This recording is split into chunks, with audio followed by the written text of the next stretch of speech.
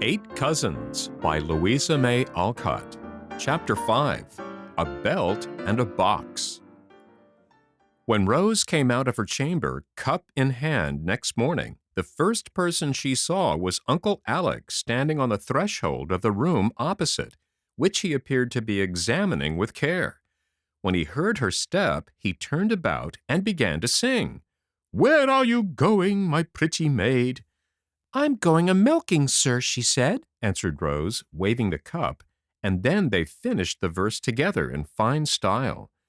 Before either spoke, a head in a nightcap so large and beruffled that it looked like a cabbage popped out of a room farther down the hall, and an astonished voice exclaimed, "What in the world are you doing about so early?" "Clearing our pipes for the day, ma'am. Look here, Auntie, can I have this room?" said Dr. Alec, making her a sailor's bow. "Any room you like except sister's." "Thanks. And may I go rummaging round in the garrets and glory holes to furnish it as I like?" "My dear boy, you may turn the house upside down if you will only stay in it." "That's a handsome offer, I'm sure. I'll stay, ma'am. Here's my little anchor, so you will get more than you want of me this time." "That's impossible. Put on your jacket, Rose. Don't tire her out with antics, Alec. Yes, sister, I'm coming." And the cabbage vanished suddenly. The first milking lesson was a droll one, but after several scares and many vain attempts, Rose at last managed to fill her cup, while Ben held Clover's tail so that it could not flap, and Dr. Alec kept her from turning to stare at the new milkmaid, who objected to both these proceedings very much. "You look chilly in spite of all this laughing. Take a smart run around the garden and get up a glow," said the doctor as they left the barn. "I'm too old for running, Uncle. Miss Power said it was not ladylike for girls in their teens," answered Rose primly. "I take the liberty of differing from Madame Prunes and Prisms, and as your physician, I order you to run. Off with you," said Uncle Alec, with a look and a gesture that made Rose scurry away as fast as she could go. Anxious to please him, she raced around the beds till she came back to the porch where he stood, and dropping down upon the steps, she sat panting, with cheeks as rosy as the rigolette on her shoulders. "Very well done, child. I see you have not lost the use of your limbs, though you are in your teens. That belt is too tight. Unfasten it. Then you can take a long breath without panting so." "It isn't tight, sir. I can breathe perfectly well," began Rose, trying to compose herself. Her uncle's only answer was to lift her up and unhook the new belt of which she was so proud. The moment the clasp was open, the belt flew apart several inches, for it was impossible to restrain the involuntary sigh of relief that flatly contradicted her words. "Why, I didn't know it was tight. It didn't feel so a bit. Of course it would open if I puff like this, but I never do, because I hardly ever run," explained Rose, rather discomfited by this discovery. "I see you don't half fill your lungs, and so you can wear this absurd thing without feeling it. The idea of cramping a tender little waist in a stiff band of leather and steel just when it ought to be growing," said Dr. Alec, surveying the belt with great disfavor as he put the clasp forward several holes, to Rose's secret dismay, for she was proud of her slender figure, and daily rejoiced that she wasn't as stout as Luly Miller, a former schoolmate, who vainly tried to repress her plumpness.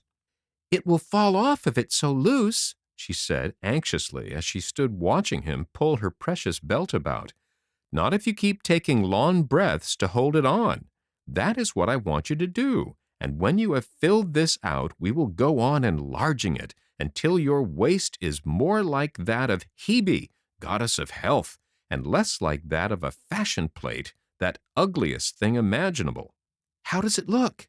And Rose gave a glance of scorn at the loose belt hanging round her trim little waist.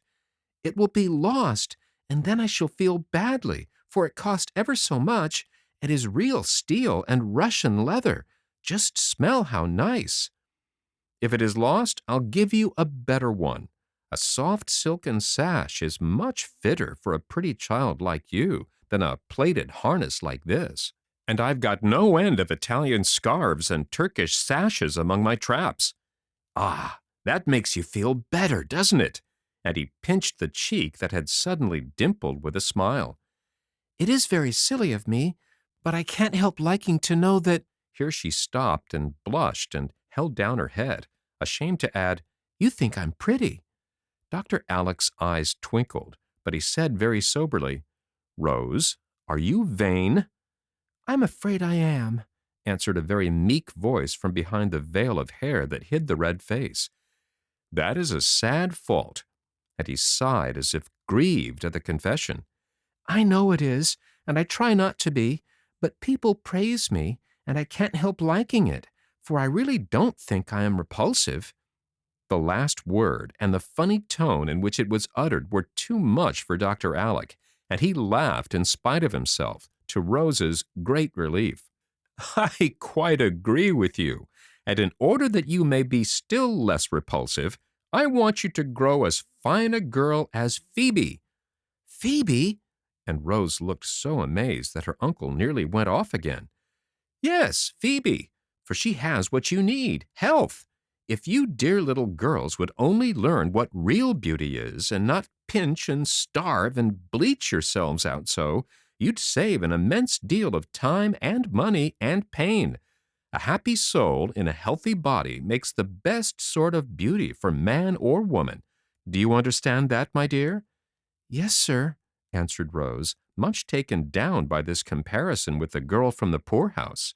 It nettled her sadly, and she showed that it did by saying quickly, "I suppose you would like to have me sweep and scrub and wear an old brown dress and go round with my sleeves rolled up, as Phebe does." "I should very much, if you could work as well as she does, and show as strong a pair of arms as she can. I haven't seen a prettier picture for some time than she made of herself this morning, up to the elbows in suds, singing like a blackbird whilst she scrubbed on the back stoop." "Well, I do think you are the queerest man that ever lived," was all Rose could find to say after this display of bad taste. "I haven't begun to show you my oddities yet, so you must make up your mind to worse shocks than this," he said with such a whimsical look that she was glad the sound of a bell prevented her showing more plainly what a blow her little vanities had already received. "You will find your box all open up in Auntie's parlor, and there you can amuse her and yourself by rummaging to your heart's content. I've got to be cruising round all the morning getting my room to rights," said Dr. Alec as they rose from breakfast. "Can I help you, Uncle?" asked Rose, quite burning to be useful. "No, thank you. I'm going to borrow Phebe for a while, if Aunt Plenty can spare her."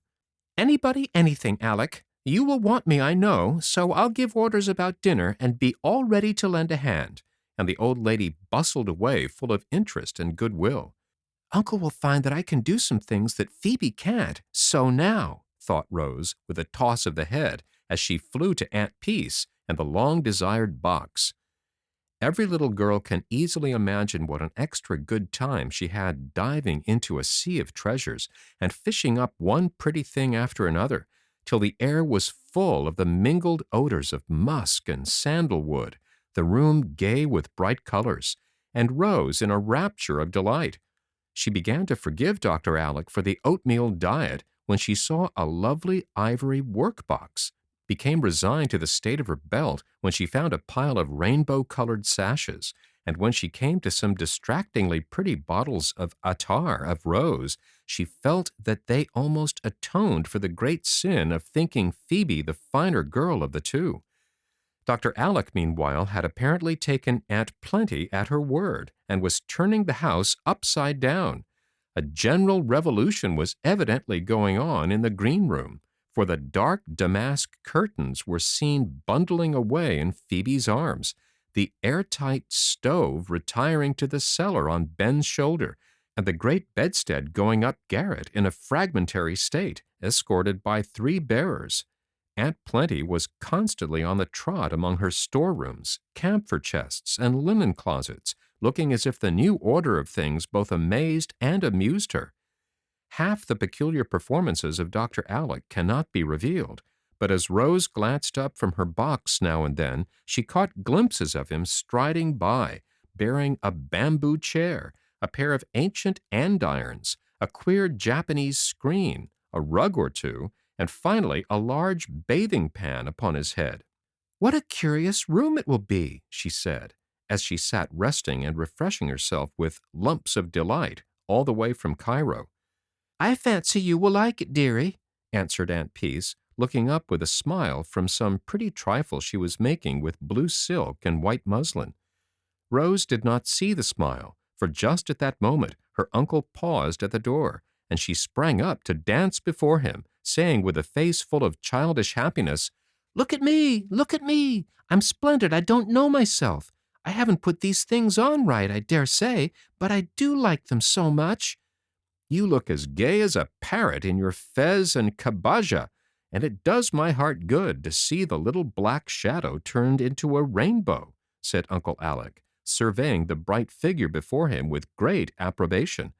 He did not say it, but he thought she made a much prettier picture than Phebe at the washtub, for she had stuck a purple fez on her blonde head, tied several brilliant scarves about her waist, and put on a truly gorgeous scarlet jacket with a golden sun embroidered on the back, a silver moon on the front, and stars of all sizes on the sleeves.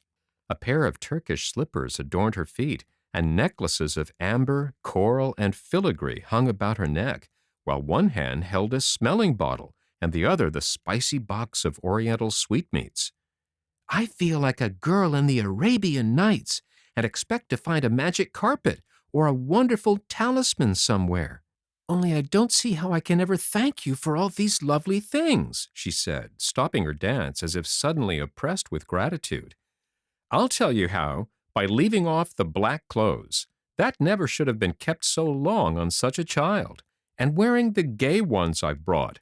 It will do your spirits good, and cheer up this sober old house, won't it, Auntie?" "I think you are right, Alec, and it is fortunate that we have not begun on her spring clothes yet, for Myra thought she ought not to wear anything brighter than violet, and she's too pale for that. You just let me direct Miss Hemming how to make some of these things. You will be surprised to see how much I know about piping hems and gathering armholes and shearing biases," began Dr. Alec, patting a pile of muslin, cloth, and silk with a knowing air. Aunt Peace and Rose laughed so that he could not display his knowledge any farther, till they stopped, when he said good-naturedly, "That will go a great way toward filling out the belt, so laugh away, Morgiana, and I'll go back to my work, or I never shall be done." "I couldn't help it. Sheared biases were so very funny," Rose said as she turned to her box after the splendid laugh. "But really, Auntie," she added soberly, "I feel as if I ought not to have so many nice things. I suppose it wouldn't do to give Phebe some of them. Uncle might not like it." "He would not mind, but they are not suitable for Phebe. Some of the dresses you are done with would be more useful if they can be made over to fit her," answered Aunt Peace in the prudent, moderate tone which is so trying to our feelings when we indulge in little fits of charitable enthusiasm. "I'd rather give her new ones, for I think she's a little proud and might not like old things. If she was my sister, it would do, because sisters don't mind, but she isn't, and that makes it bad, you see.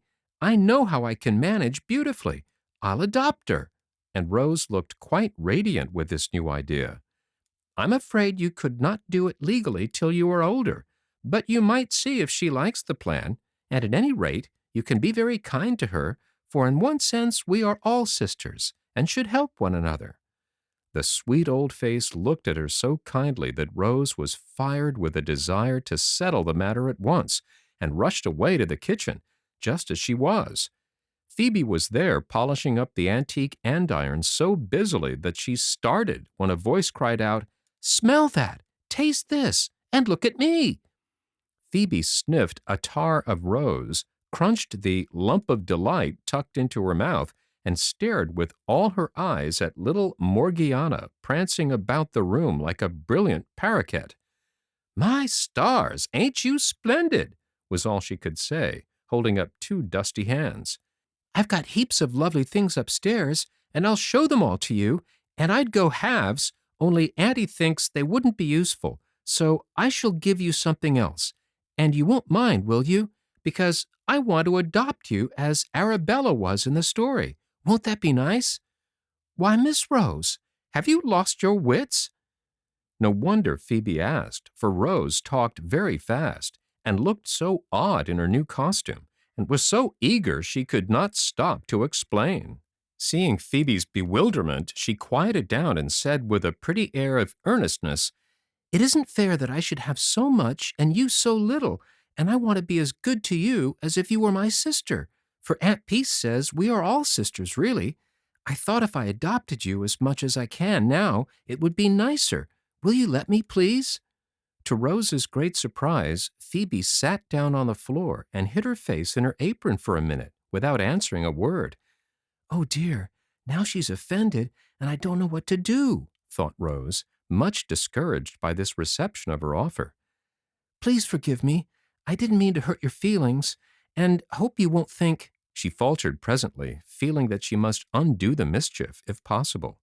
But Phoebe gave her another surprise by dropping the apron and showing a face all smiles, in spite of tears in the eyes, as she put both arms round Rose and said with a laugh and sob, "I think you are the dearest girl in the world, and I'll let you do anything you like with me." "Then you do like the plan? You didn't cry because I seemed to be kind of patronizing? I truly didn't mean to be," cried Rose, delighted. "I guess I do like it, and cried because no one was ever so good to me before, and I couldn't help it. As for patronizing, you may walk on me if you want to, and I won't mind," said Phoebe in a burst of gratitude, for the words, "We are sisters," went straight to her lonely heart and nestled there. "Well, now we can play I'm a good sprite out of the box, or, what is better, a fairy godmother come down the chimney, and you are Cinderella and must say what you want," said Rose, trying to put the question delicately. Phoebe understood that, for she had a good deal of natural refinement, though she did come from the poorhouse. "I don't feel as if I wanted anything now, Miss Rose, but to find some way of thanking you for all you've done," she said, rubbing off a tear that went rolling down the bridge of her nose in the most unromantic way. "Why, I haven't done anything but given you a bit of candy. Here, have some more, and eat 'em while you work, and think what I can do. I must go and clear up, so goodbye, and don't forget I've adopted you. You've given me sweeter things than candy, and I'm not likely to forget it." And carefully wiping off the brick dust, Phoebe pressed the little hand Rose offered warmly in both her hard ones, while the black eyes followed the departing visitor with a grateful look that made them very soft and bright.